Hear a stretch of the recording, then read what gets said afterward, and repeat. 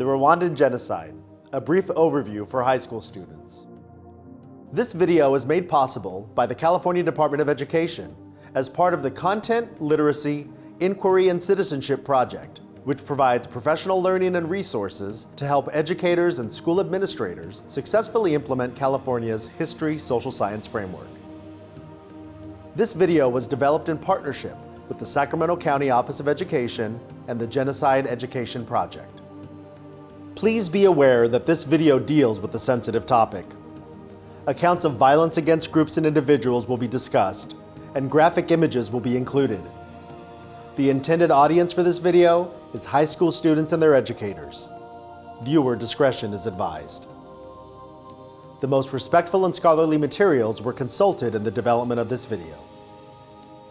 This video is not intended to provide a complete account of genocide, but rather serve as a place to begin a larger conversation about this topic. Welcome to this brief overview of the Rwandan Genocide. I'm Frank Peasy from the Sacramento County Office of Education. Today I'll talk to you about what genocide means and tell you about the Rwandan Genocide. You'll also hear from a survivor of the Rwandan Genocide. When you think of the word genocide, what comes to mind? Often, people think of the Holocaust in World War II. While this is probably the most well-known example of genocide, it is far from the only one. And those before and after carry important lessons we can learn from. Genocide is truly and unfortunately a worldwide phenomenon.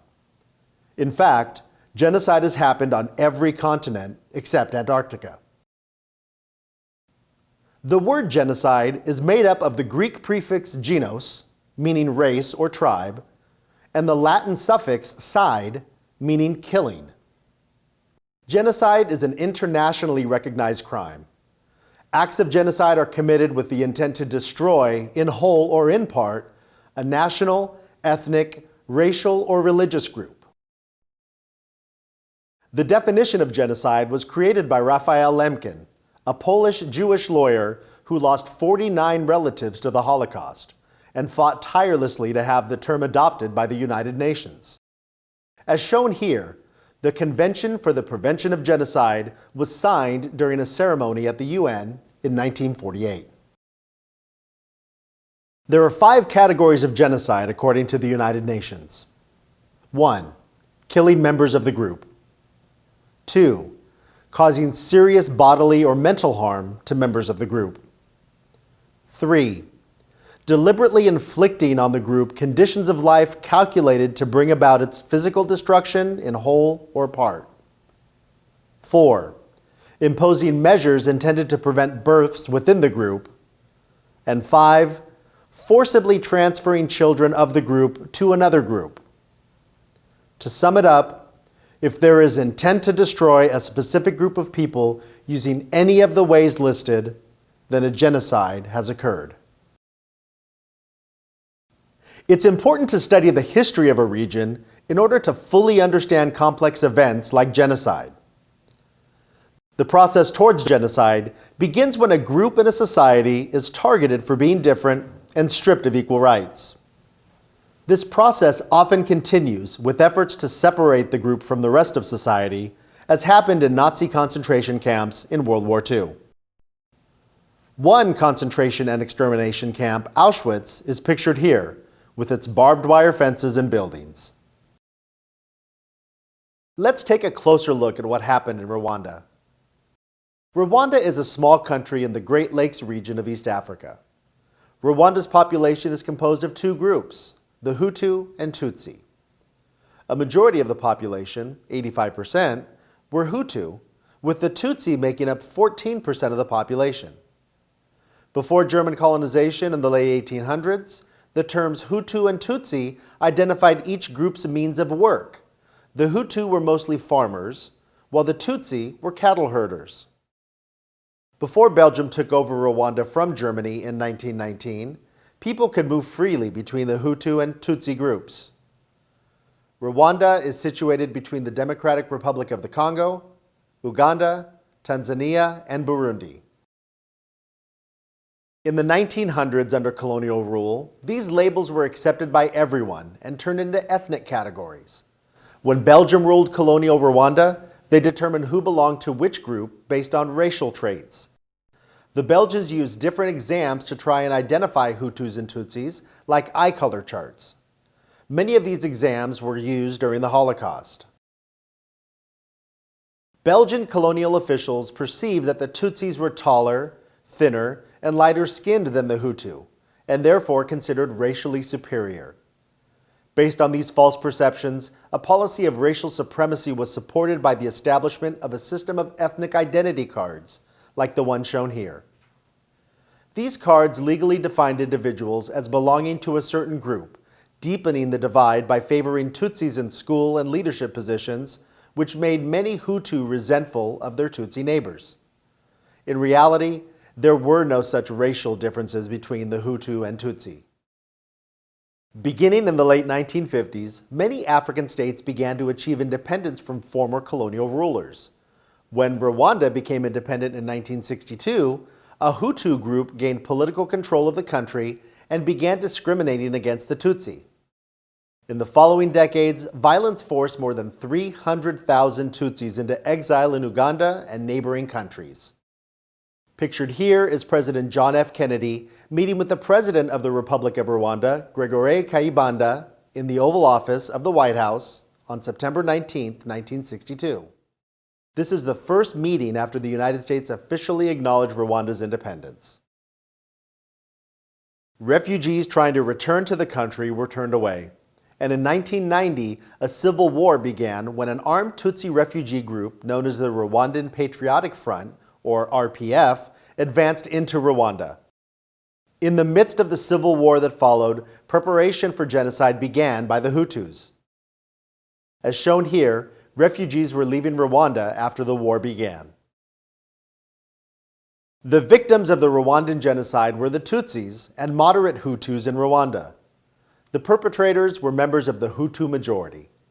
It was planned by Hutu political elites and carried out by the Hutu militia and Hutu civilians. Children were not spared. This image shows starving children who did survive. To get a better understanding of how the Rwandan genocide affected individuals, let's hear from Yvonne Muhiriwe, who experienced it firsthand. She will share her experience, and later in the video, she'll talk about how she persevered to survive.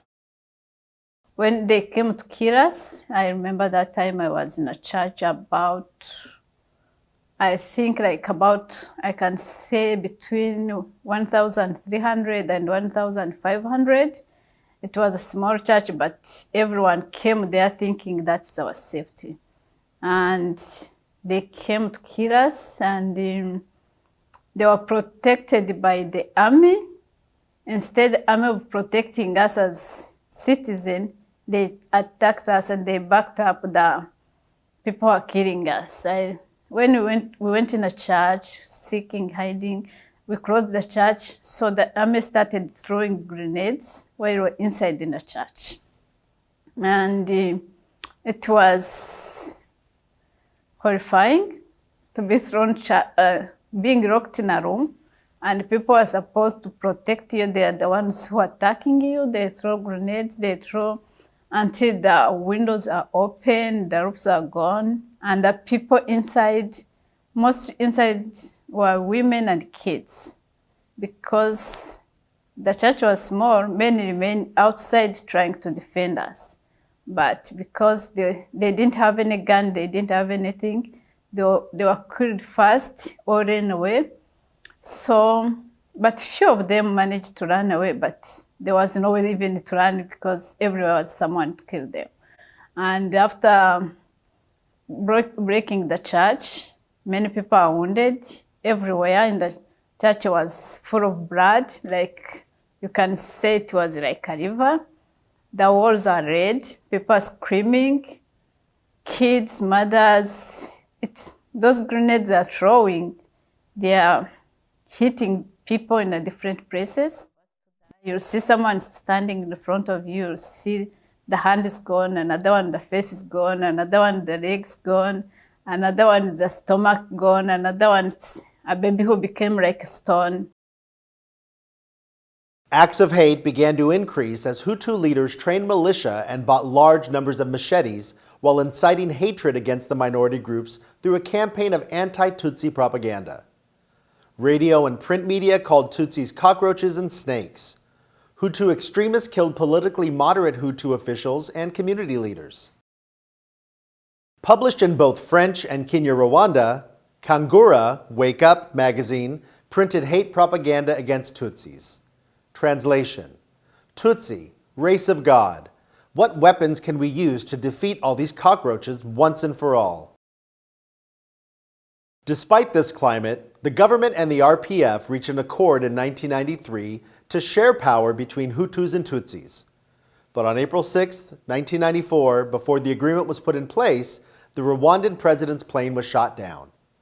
Tutsis were blamed for the assassination, and this accord gone wrong became the reason for starting the genocide.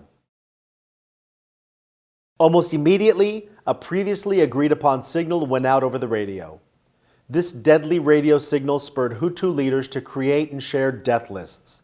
It also told members of the machete-wielding Interahamwe militia to build and guard roadblocks. Those who tried to get by without a Hutu identity card were killed. Many Tutsis fled to churches for safety, but most priests were unwilling to offer protection. Perpetrators also carried out a campaign of rape to torture and spread HIV to Tutsi women and girls.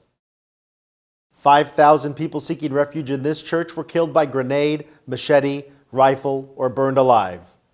Among the pews remained bones, shoes, hair picks, scarves, and more.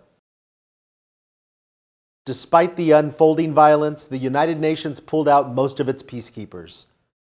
The UN Security Council voted not to add the forces, but to instead scale down their operation. UN troops quickly evacuated Kigali. They saw their mission as one to keep peace. Peace was no longer an option, and they left. This image is of Canadian peacekeepers before leaving Rwanda. The killing lasted 100 days, from April through July of 1994. In this short period, close to 1 million Tutsis were murdered out of a pre-genocide population of more than 7 million. Most of the killing was done with machetes and clubs. The remains of some of the victims are seen in a room at the Murambi school, where Tutsi skulls with visible gashes from machetes serve as a chilling reminder of the Rwandan genocide.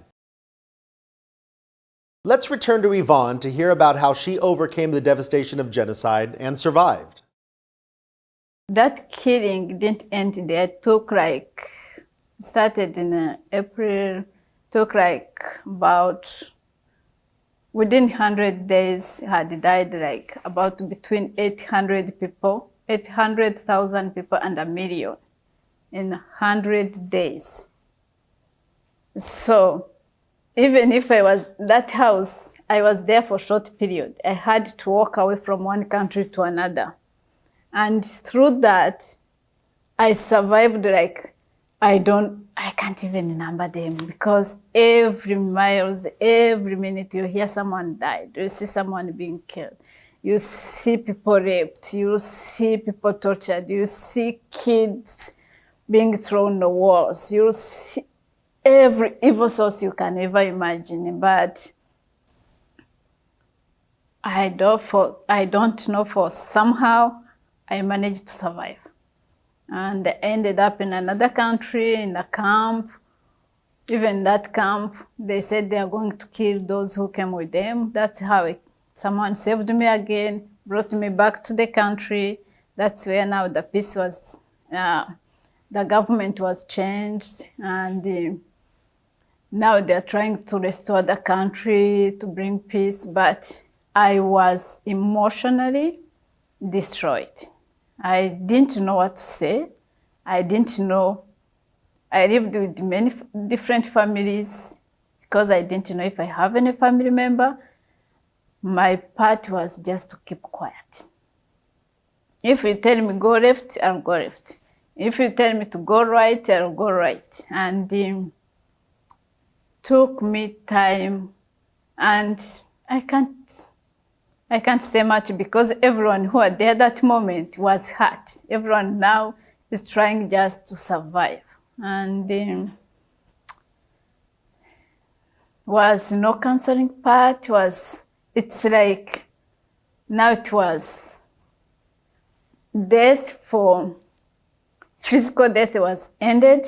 Now was emotional death to start from there, and there was no room to explain it or to hear it. So the best was to bury it within you as long as you can have another day. As Yvonne found safety outside of Rwanda, the genocide ended when the RPF defeated the government and won the civil war. Many Hutus fled to the Democratic Republic of Congo, and their continuing activities led directly to the First and Second Congo Wars.